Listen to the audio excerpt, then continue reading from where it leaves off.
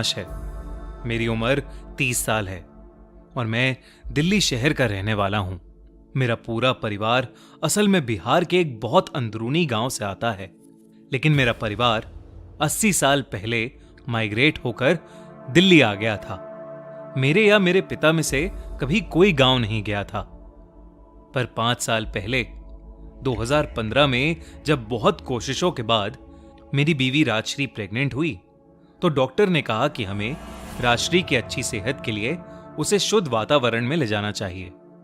हम सब ने सोचा कि हमारे गांव से शुद्ध वातावरण तो हमें कहीं नहीं मिलेगा, तो हमने अपने बिहार वाले गांव में जाने का फैसला किया। पर हमें नहीं पता था कि हमारा यह फैसला हमारी जिंदगी हमेशा के लिए तबाह कर देगा। बहुत लंबे सफर के बाद हम रात को गांव पहुंचे। उस चांदनी रात में गांव बहुत सुंदर लग रहा था। वहां एकदम शांति थी। गांव पहुंचकर राजश्री की खुशी का कोई ठिकाना ही नहीं था, पर उसे नहीं पता था कि ये खुशी बस कुछ ही घंटों की थी। 2 साल पहले हुई मां की मौत के बाद पिताजी भी पहली बार घर से बाहर निकले थे। मैंने गांव का घर खोला और राजश्री और पिताजी को घर के अंदर कमरे में बिठाया। मैं जैसे ही सामान लेकर कमरे में वापस आया तो मैंने देखा कि पापा सोफे पर बेहोश पड़े थे और उनका चेहरा सफेद पड़ गया था। मुझे समझ ही नहीं आया कि अचानक पापा को क्या हो गया है। राजश्री ने मुझे जल्दी से पापा को हॉस्पिटल लेकर जाने को कहा। हॉस्पिटल गांव से दूर शहर में था और मैं उस हालत में राजश्री को अकेला नहीं छोड़ना चाहता था। पर राजश्री की हालत ज्यादा ट्रैवल करने लायक भी नहीं थी। राजश्री ने मुझे हिम्मत दिखाई और पापा के साथ जाने को कहा। मैं पापा को गाड़ी में बिठाकर हॉस्पिटल चला गया। पापा पूरी रात हॉस्पिटल में ही भर्ती थे। दरअसल बीपी लो होने के कारण वो बेहोश हो गए थे और डॉक्टर ने उनको ग्लूकोज चढ़ाकर घर ले जाकर आराम करवाने को कहा। मैंने राजश्री को रात भर फोन करने की कोशिश की, पर उसने फोन ही नहीं उठाया। मैं अगली दोपहर पापा को लेकर जब घर गया तो जो मैंने देखा वो बेहद ही अजीब और डरावना था। मैंने देखा कि राजश्री कमरे के कोने में खड़ी है और दीवार की तरफ मुंह कर अपने नाखूनों से दीवार को नोच रही है। ये देखते ही मैं अंदर से कांप गया। जैसे ही मैंने उसे आवाज दी, उसने दीवार खुरेदना बंद कर दिया और वो मेरी तरफ मुड़कर पापा के बारे में पूछने लगी, जैसे अभी कुछ हुआ ही नहीं था। मैं डरते हुए धीरे से उसकी ओर बढ़ा। मुझे लगा कि शायद ये सब स्ट्रेस का नतीजा है, तो मैं राजश्री को कमरे तक लेकर गया और उसे वहां सुला दिया। मैंने डॉक्टर को फोन करके उसको सब बताया, तो उसने भी राजश्री की हरकतों को थकान और स्ट्रेस बताकर राजश्री का खास ध्यान रखने को कहा। अगले 2 दिन कुछ नहीं हुआ। फिर एक रात अचानक से मेरी नींद खुली। राजश्री बेडरूम में नहीं थी। मैंने उसे पूरे घर में ढूंढा, लेकिन वो कहीं नहीं मिली। उसे ढूंढते ढूंढते जब मैं आंगन में पहुंचा तो मैंने जो देखा वो देखकर मेरे होश उड़ गए। मैंने देखा कि राजश्री छत के कोने की तरफ उल्टी चल रही थी। वो साथ ही कुछ बड़बड़ा भी रही थी। मैं बहुत बुरी तरह डर गया, क्योंकि एक गलत कदम और राजश्री छत से सीधा नीचे गिर सकती थी। मैं भागकर छत पर गया और राजश्री को चिल्लाकर बुलाने की कोशिश की, पर उसको कई बार बुलाने पर भी उसने कोई जवाब नहीं दिया और अचानक ही वो बेहोश होकर गिर पड़ी।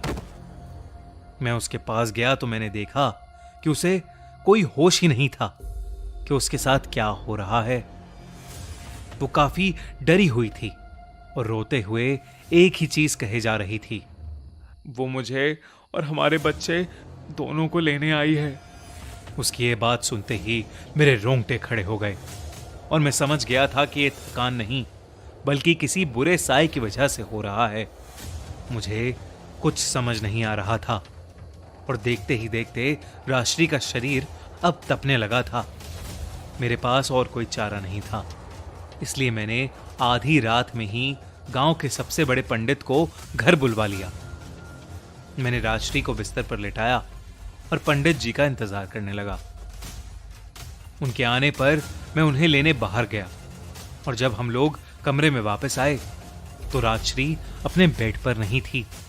हम फिर से पूरे घर में उसे ढूंढने की कोशिश करने लगे, पर वो कहीं नहीं दिखी। मैं बेडरूम में वापस आया तो मेरी नजर हमारे कमरे की अलमारी के ऊपर गई और मेरा दिल दहल उठा। राजश्री अपने घुटने सर में दिए उसी अलमारी के ऊपर बैठी थी।